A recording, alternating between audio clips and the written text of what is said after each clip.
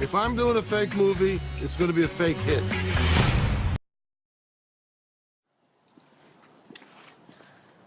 What's up, my lovely classmates? Ogden here. I'm going to be your host for the night. We're posted here at the Supreme Courthouse, and this is Project A-Push. Somebody say, hey! Hey, where's my water? Where's my water? I'll take you to court. The incident illustrates the central issues debated in 1824 with Gibbons versus Ogden. Ogden was granted a monopoly to operate steamboat ferries between New York and New Jersey. Gibbons tried to operate steamboats in Ogden's waters, much to the displeasure of Ogden. This action was in direct violation of the charter granted by New York's government. The main question was this: did the state of New York exercise authority reserved explicitly to Congress, mainly the right to regulate commerce? This question could only be answered by the Supreme Court. My client, Mr. Ogden, has a state-granted right to maintain control of these waters, but the feds think that they have the right to overrule this charter, but they can't handle the truth. The state has the right to grant this charter. States have the right to pass laws that involve multiple states. States should have fully concurrent powers with the federal government in circumstances like my client's. I will prove on my client's behalf that the state has the right to grant this charter, and that Mr. Ogden will remain in control of these waters. Congress has exclusive power over interstate commerce. States should not be able to grant exclusive rights to their waters as it violates the Federal Licensing Act of 1793. The Federal Licensing Act is substantiated by Article 1, Section 8 of the Constitution, which states that the federal government has total control over interstate commerce. I intend to prove on my client's behalf that the charter granted to Mr. Ogden is invalid.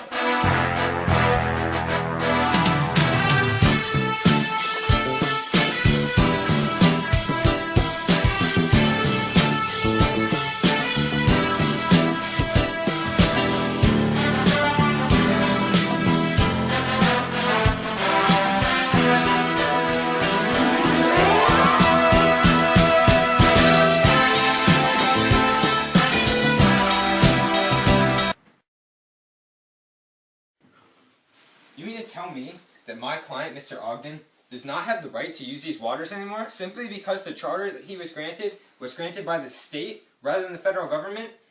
It's regardless what the Constitution says.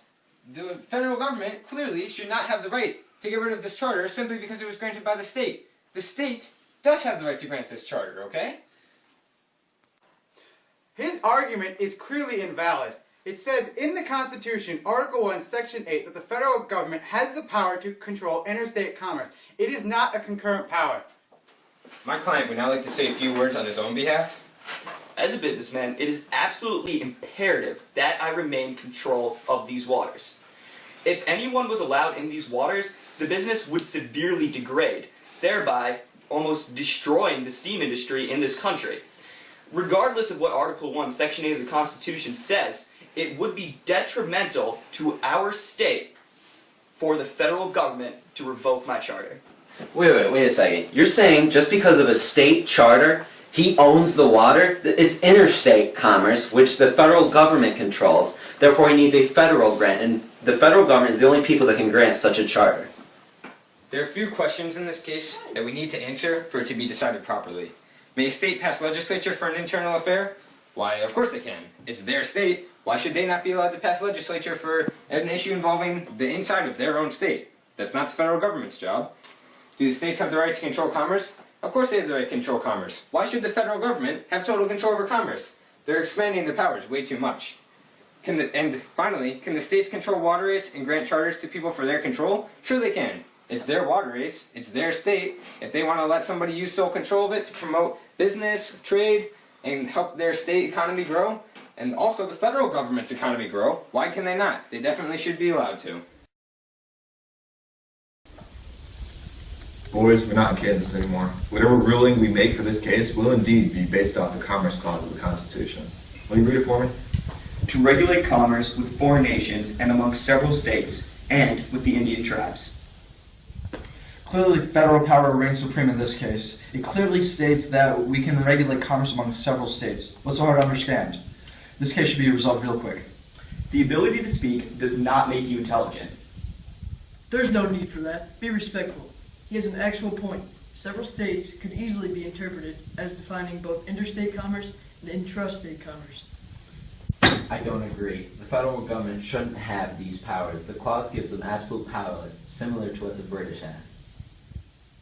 All right, everyone needs to calm down. I think this case should be broken down into two main arguments. First, we have to define the phrase commerce among several states, and we have to define what commerce is. Are we at least in agreement with that? Fine. What are you doing? Looking up what commerce means? That's not what I mean. Enough of that. It's time to get serious. How are we going to define commerce among several states? Now, to me, that clearly means that the government has the power within and outside of the state. Yeah, but what it means to you does not matter. I'm out of here. I'll be back. I guess for one down, he was out of line. Obviously, we cannot grant such a far-reaching power to the federal government.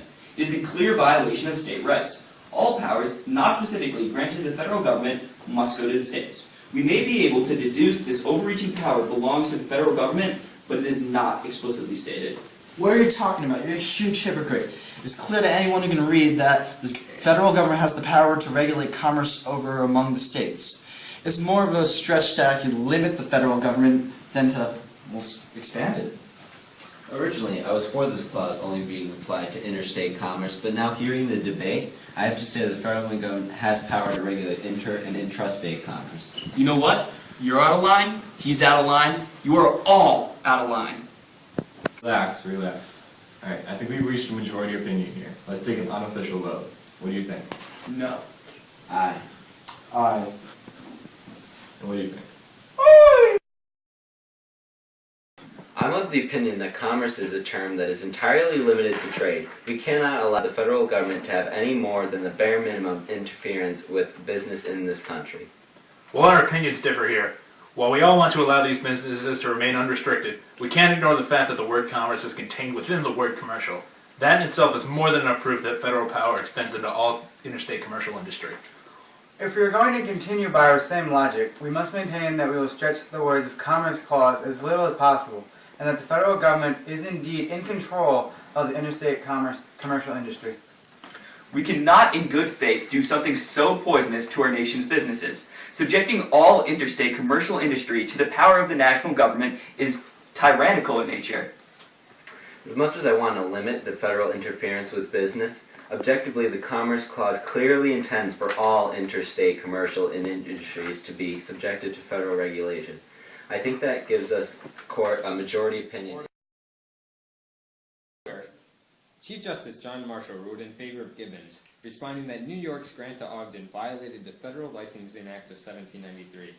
The court, for the first time, stated its interpretation of the Commerce Clause, stating that commerce included not just articles in interstate trade, but also in intercourse among states, not only applying to external boundaries of states, but to internal boundaries as well. Therefore, the federal government has the power to make general laws of commerce that can apply to interstate commerce. Gibbons was extremely happy about this ruling. However, Ogden and his lawyer were not.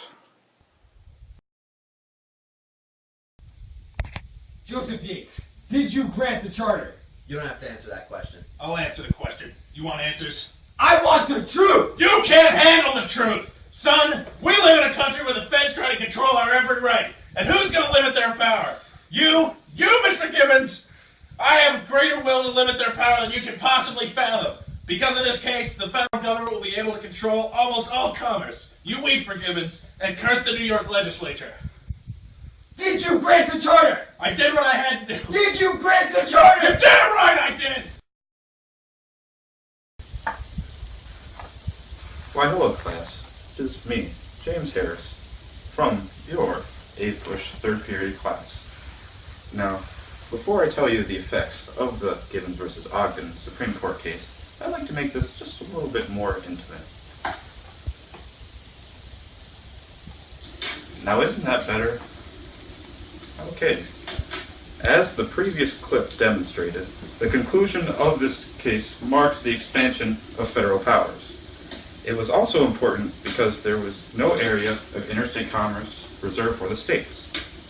However, the court eventually decided that while economic regulation was partly the federal government's power, certain areas of the 10th Amendment would be left to be controlled by the states.